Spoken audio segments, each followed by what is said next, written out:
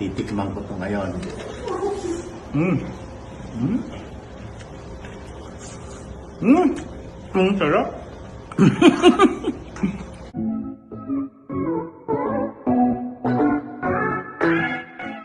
Ito nga ang unang araw kung saan ipinagluluksa ng pamilya ang pagkawala ni Mr. Ricky Davao. Ang unang araw na ito ay para sa pamilya na lamang muna ni Mr. Ricky Davao. Mag-a-announce pa sila ng viewing para sa kanya nang sa gayon ay makita rin siya ng kanyang mga mahal sa buhay at mga kaibigan at ibang mga tagahanga. Panoorin kung hindi pa nakasubscribe, don't forget to click subscribe and hit the notification bell to keep you updated. Isa nga sa mga apektado sa pagkawala ni Mr. Ricky Davao ay ang kanyang manugang. Talagang nagluluksa din ito dahil nga mahal na mahal din niya si Papa Ricky dahil nga talagang anak ang ituring sa kanya nito kahit na siya ay isang manugang lamang. Sabi nga ng kanyang manugang, "You were the one who showed me what it truly means to have a father. You love me as your own and I will be forever grateful for that." Jenny was truly blessed to have you as her grandfather, someone so full of love, warmth, and strength.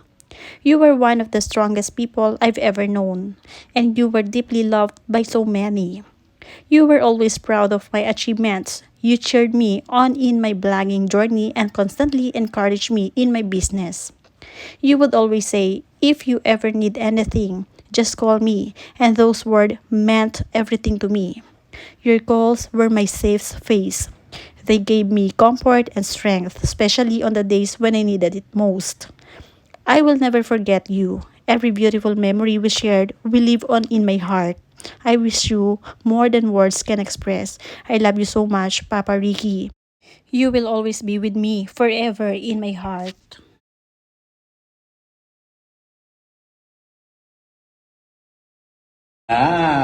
Thank you dito. Pansit con lechon. Titikman ko siya ngayon. Yes! Okay. Titikman ko ito ngayon. Mm. Mm. Mm. Ang sarap. Nina, ang sarap nito. Thank you. Disturbo sa trabaho, oh. Nagtatrabaho kami. Isa nga rin sa mga kaibigan ni Mr. Ricky Davao ay si Michael De Mesa na kung saan ay lungkot na lungkot din sa kanyang pagpapaalam. Sabi nga niya dito, "Ricky, my brother, this one really hurts. You know, I'm a man of few words, but with you, there's just too much to say. I've known you since I was 14. That's more than 50 years. We've been through so much together. From the school lunch breaks we used to sneak in just to hang out, to the countless days and nights as barkada with my brother Ralph and your brother Bing. We were inseparable. You were always the one with the smile, always positive, always kind. Walang masamang tinapay sa'yo. Never pikon, no matter how harsh the jokes or kung gaano ka grabe yung pang-assert ko sa'yo. You just laugh it off like it was nothing.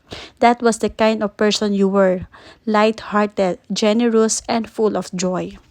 As an artist, I truly admired you. You were so passionate about your craft, and I could feel your excitement every time you told me about a new directorial project.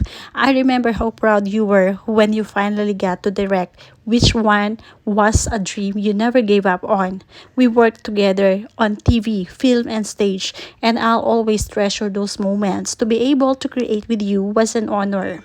I remember when you got to sing while Ryan Cabrera played the piano. You were so proud about that. Grabe, you really loved to sing. We always tried our best not to give you the mic because once you got your hands on it, you would never let it go. We've come a long way, my friend, and now I'll have to come to terms with a world that no longer has you in it. But I'll hold on to the memories, the laughter, and the brotherhood. Rest easy, Ricky. I take comfort in knowing you're now with our Lord, probably cracking jokes and sharing stories with Ralph and Cherry up there. Until we meet again, I will miss you so much. I love you, my brother." And Daddy Pig? What's this? Teddy Big at Mommy. Talking Peppa Mommy and George and Daddy Pig. Where? What's this?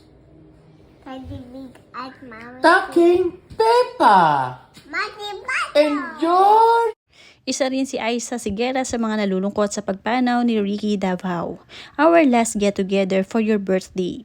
You've always been there for me and Lisa. Sa kahit anong event, performance, and never ka nawala. Siguro kung meron akong katapat sa pagiging excited kumanta tuwing nakakakita ng mic, ikaw yun.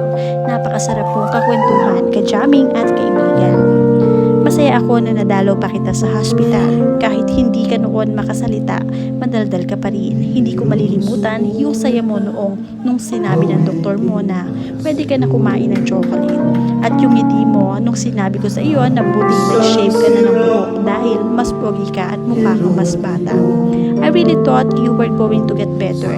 Na magkakaroon ulit ng time na makaka-hangout ka ulit namin or makikita kong nanonood ka ng concert ko. Someday magduduet tayo ulit. I will miss you, Tito Ricky. You're finally home. Isa nga din sa malapit kay Ricky Davao ay si Jason Abalos na kung saan meron din siyang madamdaming mensahe para sa Tito Ricky niya. Si Direk Ricky ang tatay ko sa kauna-unahang teleserye na nagawa ko, Vietnam Rose. Siya rin ang tatay ko sa kauna-unahang indie film na nagawa ko at nanalo ako ng Urian Best Actor, Endo. Siya rin ang kaisa-isang artistang lalaki ang nakalakihan ko sa pelikula Separados. Nasundan pa ito na maging magtatayo ulit kami ng pelikula, Kabisera. Napaka-professional. Ramdam ko ang bawat eksena. Tinatanggap niya ako ng buong buo sa bawat proyekto. Kahit na ako'y baguhan at wala pang masyadong karanasan. Hindi madamot, tuturuan ka para sa paraan na maiintindihan mo. Lahat ng proyekto namin inoobserbahan ko lang siya dahil humahanga ako sa kanya, ugali at paraan ng pagtatrabaho. Tuturuan ka niya para mapaganda ang pelikula. Kasabay nito na hindi niya namamalayan na natututo ako para mapabuti ang aking karera. Bitbit ko at bibitbitin ang mga katangian na hinahangaan ko sa iyo.